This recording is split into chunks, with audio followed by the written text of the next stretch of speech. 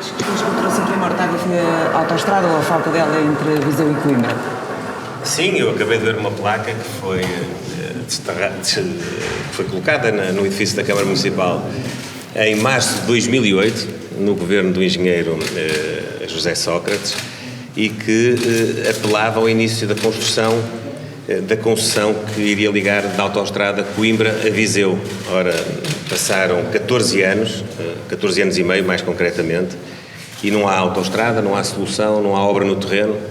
Continua a haver uma grande deficiência na qualidade da acessibilidade e da mobilidade entre estas duas capitais de distrito, com todos os reflexos que isso tem na atividade socioeconómica desta região e com a repercussão que tem no definhamento ainda maior do ponto de vista populacional desta região. Mas é um exemplo das consequências que, sobretudo nos últimos anos, a partir de 2015, com uma situação económica muito favorável, é uma consequência da política de restrição que o governo do Partido Socialista empreendeu, de cativação de todo o investimento público, com vista a poder ter contas públicas mais saudáveis do ponto de vista dos resultados, mas à conta de um sacrifício enorme das populações, nomeadamente daquelas que, como é o caso aqui de Mortágua e dos concelhos circundantes, sofrem muito com a falta de um equipamento desta natureza. Portanto, para o PSD é fundamental haver uma nova autoestrada, é isso? É fundamental ligar Coimbra a Viseu por autoestrada. Na altura a solução era uma concessão. Por vicissitudes que têm a ver também com o posicionamento ideológico do Governo nos últimos anos, abandonou-se essa formulação.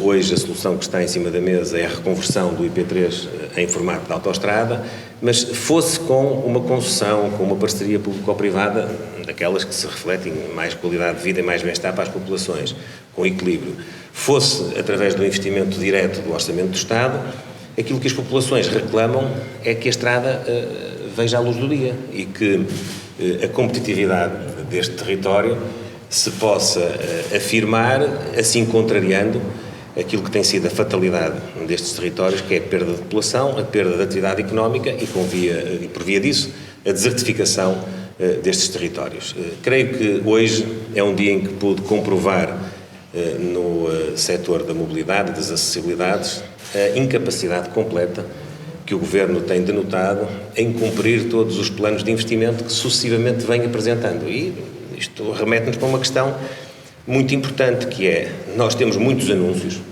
nós temos muita pompa e circunstância nos momentos da apresentação dos grandes projetos e depois vamos ao terreno e verificamos que eles não se executam. Acontece muito com os orçamentos do Estado. Normalmente há associados à votação dos orçamentos do Estado grandes planos de investimentos. As pessoas ficam tranquilas porque determinados investimentos vão andar para a frente. A verdade é que na área das infraestruturas isso está a ser uma total operação de encenação política ano após ano, porque não há efetivamente no terreno nada que se possa verificar. Isso acontece na ferrovia e acontece também na rodovia.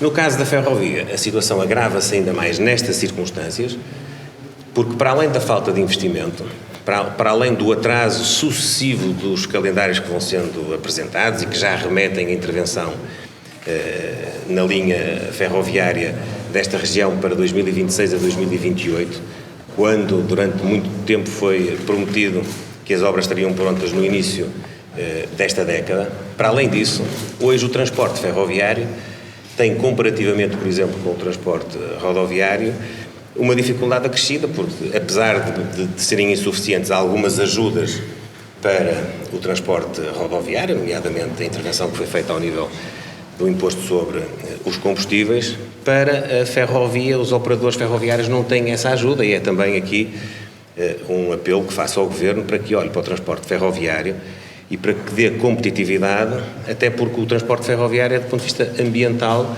bem mais amigo do ambiente do que o transporte ferroviário, e devia olhar-se para esse setor com outros olhos. Infelizmente, o pelouro das infraestruturas tem, de facto, muita aparência, mas muito pouca obra no terreno. A verdade é que os governos do PSD também nunca resolveram esta questão do IP3, nem aqueles que houve depois de Sócrates, ou seja, os de Passos Coelho, que esteve próximo.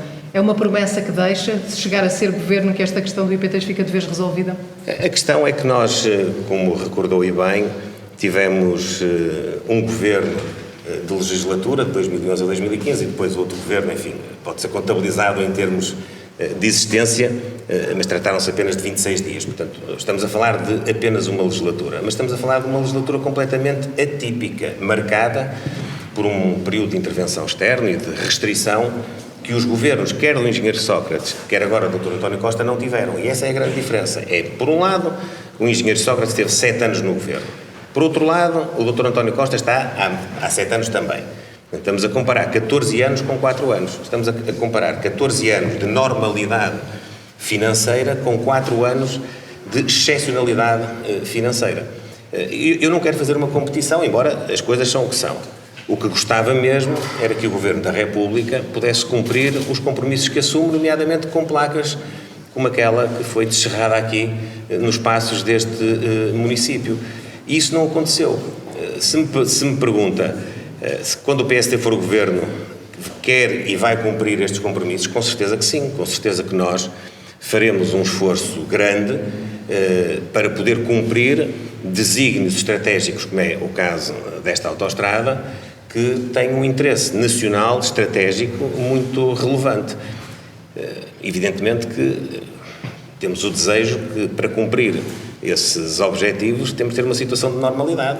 Se voltarmos a ter uma situação financeiramente insustentável, será difícil termos investimento público. Agora, o problema é que em Portugal, nos últimos 7 anos, a situação financeira, a situação económica favoreciam o investimento público. E o que é que nós tivemos? Nós tivemos o pior desempenho em termos de investimento público das últimas décadas.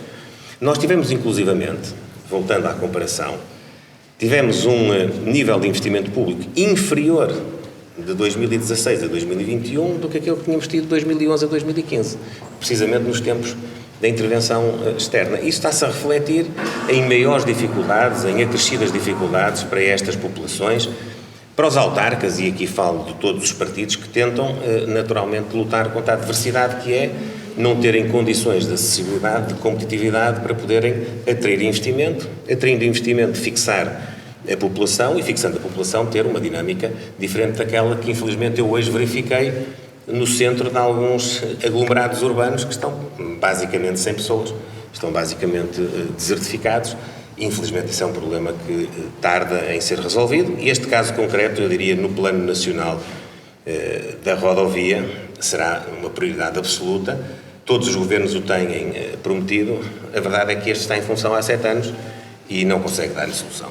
E além de promessas, o que é que vai trazer nesta semana que vai passar em Viseu e neste programa que vai desenvolver por todo o país, por todos os distritos do país? Sabe que eu, mais do que promessas, aquilo que tenciono trazer é capacidade de ouvir, é capacidade de poder auscultar aquilo que é o pulsar, o sentir desta região relativamente àquilo que as políticas públicas podem ajudar no que concerne a enfrentar, debelar, ultrapassar problemas que as pessoas sentem no dia-a-dia. Este distrito não está isolado do país, este distrito tem problemas de acessibilidade, tem problemas de mobilidade, mas também tem problemas ao nível da saúde, tem problemas ao nível da educação. Estamos numa semana onde o ano escolar vai arrancar e onde já sabemos muitos milhares de alunos vão iniciar o ano escolar sem professores. Portanto, eu venho confirmar algumas destas realidades que nós vamos sentindo um pouco por todo o país e saber também de algumas especificidades que aqui se revelam com mais acuidado e, portanto, pretendo, mais do que prometer nesta fase, pretendo ouvir para construirmos o nosso programa político e para poder, a partir daí sim, fazer compromissos com os eleitores quando houver um momento eleitoral. Hoje pediu de manhã, quando falava com os jornalistas, ao Primeiro-Ministro, que assumisse que os pensionistas vão de facto perder dinheiro. Não ficou convencido com as explicações de António Costa, que dizia que não é assim? Não, o Dr. António Costa anda a brincar com as palavras e, através dessa brincadeira, anda a brincar com os portugueses. O Dr. António Costa não pode brincar com as palavras. O Governo decidiu um corte de 1.000 milhões de euros no sistema de pensões. Isso é inegável. Eu diria mesmo que isso é matemático. O que é que o Dr. António Costa fez? Antecipou o pagamento de 1.000 milhões de euros, que era devido, o que seria devido, através da lei, ao aumento das pensões no próximo ano, antecipou para este ano. E quis dizer às pessoas que estava a dar-lhes uma ajuda adicional para enfrentarem o problema da inflação. Ora, quem dá hoje aquilo que tira amanhã não está a dar ajuda nenhuma. A ajuda é zero, é rigorosamente zero. Quando muito será apenas uma ajuda em termos de timing, porque em termos de valor é rigorosamente zero. Mas o Dr. António Costa fez mais do que isso. Ao fazer isso, diminuiu a base sobre a qual os aumentos de pensões de 2023 em diante partem com 1.000 milhões de euros a menos. E, portanto, todos os aumentos estão condicionados a essa base. O Dr. António Costa sabe isso. E qual é a resposta que ele dá? Mas em 2024 vai haver aumentos. Pois vai haver aumentos em 2024, em 25, em 26, em 27, em 28, em 29, em 30, em 31, em 32, em 33 e assim sucessivamente. Porque esses aumentos estão indexados, entre outras coisas, à taxa de inflação e à taxa do crescimento da economia. O que o Dr. António Costa não diz é que esses aumentos têm uma base menor, por decisão de quem? Dele. O Dr. António Costa não tem coragem de dizer aos portugueses.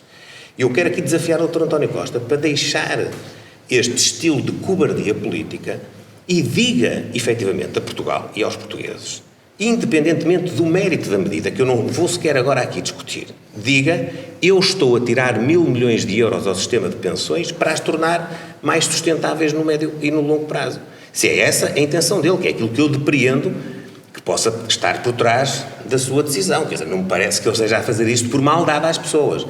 Eu sei que quando nós tivemos a intervenção da Troika, algumas intervenções que foram feitas, os nossos adversários, nomeadamente o Partido Socialista, falava disso como se nós tivéssemos, à época, um prazer em pedir sacrifícios às pessoas.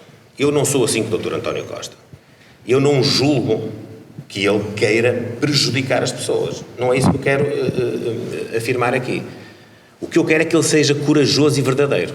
O que eu quero é que ele fundamente as suas decisões e depois vamos discutir se elas estão certas ou estão erradas.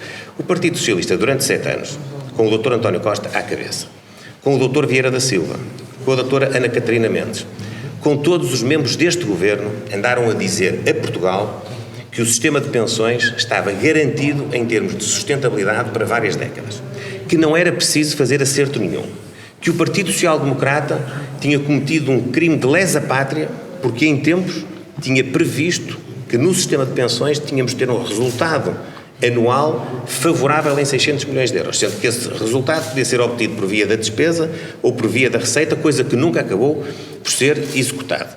E agora optou pela via da despesa, da diminuição da despesa, por tirar 1.000 milhões de euros aos pensionistas. E não tem coragem de o dizer. Ora, isto não é política séria.